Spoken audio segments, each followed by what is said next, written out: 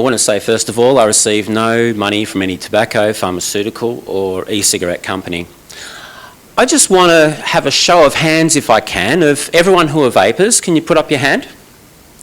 Okay, now what I want to do is everyone, right, keep your hand up, keep your hand up.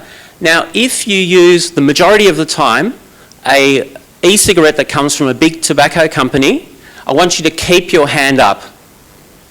So, two people out of all of those. Okay, that's great. I come from the land of Australia, I come from Australia, where I'm a full-time clinical doctor, and it's the land of e-cigarette prohibition. And they often try and make e-cigarettes synonymous with the tobacco industry. Did you know that in Australia, the possession of liquid, e-liquid with nicotine in it for use in e-cigarettes is punishable with the same penalties as apply to the possession of heroin? I first became interested in e-cigarettes when some of the most hardened smokers in my clinic started giving up by using them. I became fascinated by the idea of turning the whole quitting paradigm on its head. Instead of being about withdrawal and denial, it became something about excitement and enjoyment of something better. Who ever knew that quitting could be fun? To my dismay, most people in tobacco control in Australia didn't share my excitement. In fact, they seemed disgusted and offended that people could enjoy recreational nicotine without the threat of death. They convinced the government to make nicotine illegal unless it's within tobacco or a pharmaceutical product. They're going according to the 3 Ps of prohibition, puritanism and punishment. And it's my view that while this attitude holds, there is no hope for an endgame in Australia. There are some that do have a different view in Australia, but they are very much in the minority and they are not as well connected politically.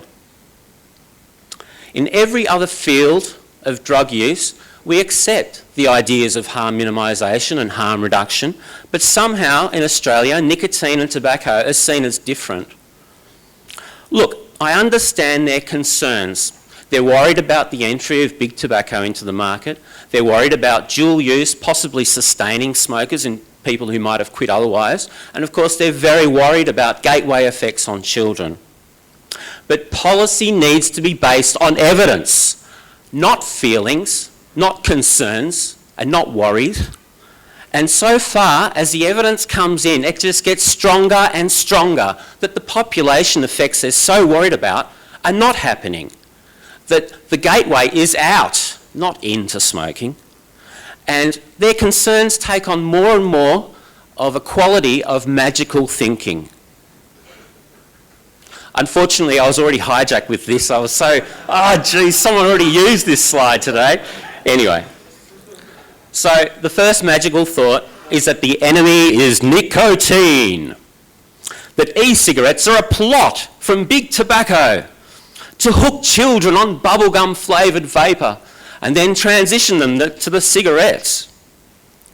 We need a superhero to fight these evil corporations, someone to stand up for the people, to stand up for the children. But what if vaping is actually a genuine people's movement? Rejecting big tobacco, rejecting pharmaceutical companies, rejecting government control.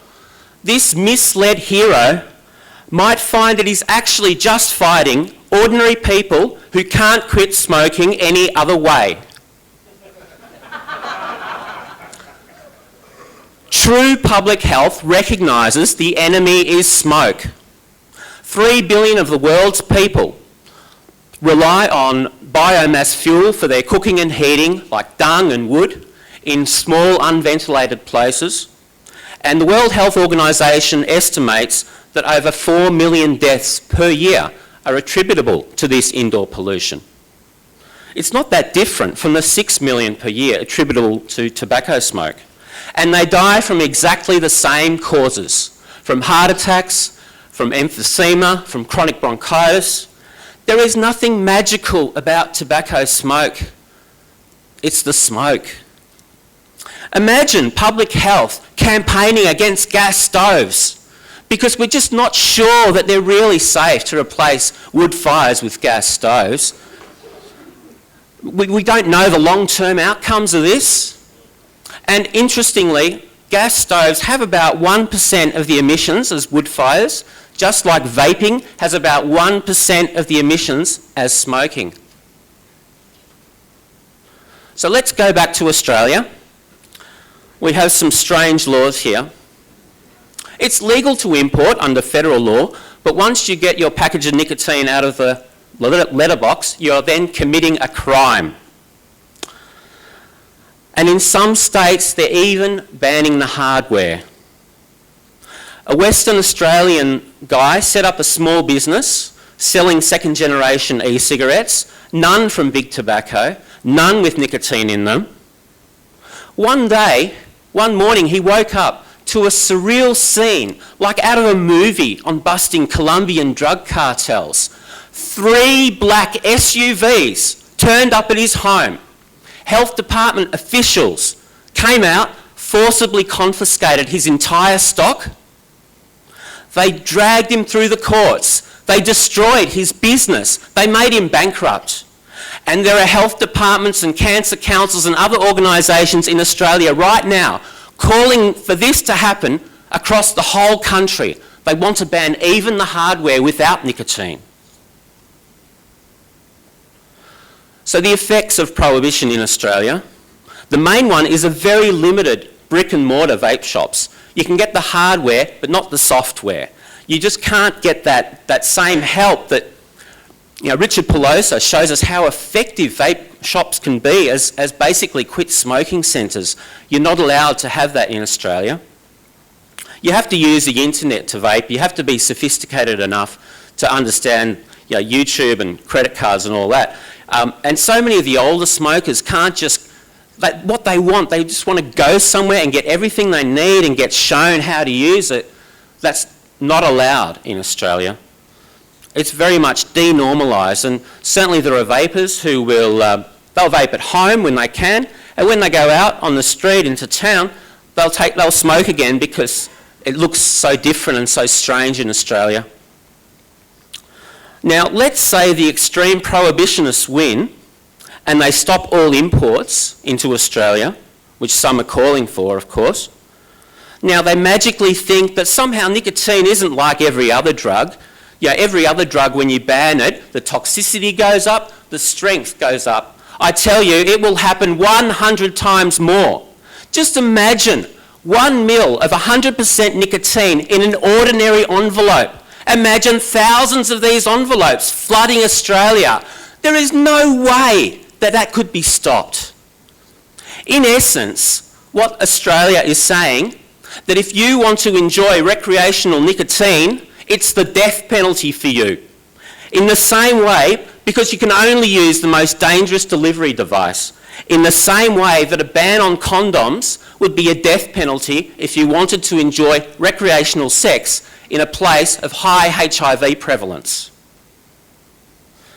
So surprisingly, we still have a significant amount of vapers in Australia, but it's about half the rate of other countries. I ask you, how long is it going to be before we see smoking rates in other countries go below Australia's? Now, we can see it already happening in one group, the most important group. Daily smoking in Australian teens has just stubbornly refused to go down for the last 6 years. Australia thinks they're so great at tobacco control, but in this most important group, they really haven't done anything at all, despite all the plain packages, gory pictures, increased taxes. It's really frustrating trying to compare this data because it's very rare for people to report daily use rate data. So I want to examine this Hawaii study where I actually did find some daily use data, and it's really interesting. So let's say if I have a glass of wine once a month, am I an alcoholic? And in the same way, if a teenager takes a puff of an e-cigarette at a party, they are not a dependent vapor. Or if they take a puff on a smoke, they're not a dependent smoker. Now, this Hawaii study was reported in the media. It was part of the Moral Panic series of reports. 17% e-cigarette prevalence amongst youth. 12% dual use. This is a catastrophe. We must take action now to ban these dangerous things. But when we have a look at the daily data, vaping daily, the rate goes down to 2%. It's the same as the daily use of marijuana, 2%. Now, as a parent of teenagers, I tell you, I'd be just a little bit more worried if my teenager was getting stoned every day than if they were vaping every day, especially if they were vaping to get off cigarettes. So, in this population with pretty high levels of e-cigarette experimentation, let's look at the most important figure, which is the daily smoking rates. Less than 1%. So compare that to 3.4% of Australia. Now, this isn't just one-off. As I said, it's very hard to find data, but again, we get to Florida, and this combines middle school and high school data, 0.6 for middle school, 2.7 for high school. Combine that, sort of something like 1.6, 1.7% for the same, a pretty similar population range as Australia is reporting on, so half the rate of daily smoking as Australia. What I think is happening is that the easy availability of e-cigarettes means that when children want to experiment with a smoking type of behaviour, they want to do something that's going to really piss their parents off, they're much more likely now to try an e-cigarette, often without nicotine. And they'll do this at a party here or there, but because we know that e-cigs, nicotine by itself, isn't anywhere near as addictive as with burnt-in tobacco, it's likely that we'll have a lot, even if we end up with a few regular vapors into the future, I think we're going to have lower rates than the overall smokers. And certainly, it looks to me to be a really powerful diversion away from smoking in the most important group. I mean, if something works to create less than 1%, less than 1%, this is endgame figures. This is how smoking ends. Not through prohibition, but the enjoyment of something better. Not through being controlled, but people taking the power back into their own hands to have recreational nicotine on the terms that you choose. This, our powerful revolution, is shaking the very foundations of the tobacco control establishment. One of these ordinary people, Lorian over there, she, a waitress from Cornwall, she was published in one of the most prestigious medical journals of the world. She struck such fear into the tobacco control establishment that no fewer than 4 professors from 3 different continents had to band together, trembling, to try to oppose her, to try to refute her, but they could not, because she spoke the truth, that vaping saved her life. Vaping has saved many lives, and tobacco harm reduction has the potential to save hundreds of millions of lives. Today I call on public health. Talk to vapers, listen to them, understand them. And vapers, I ask of you a much harder thing. But if you can, you'll be tapping into the power that broke the British Empire in India, the power that destroyed institutional racism in America. And that is, be kind to public health and policy makers. Listen to me. Especially those who might just be misled, and even your enemies, for by doing so, you will be heaping burning coals of shame upon their heads. that they stood in the way of this revolution and they caused more burning tobacco to be smoked. I have a dream and it is happening now. Public health and vapors together.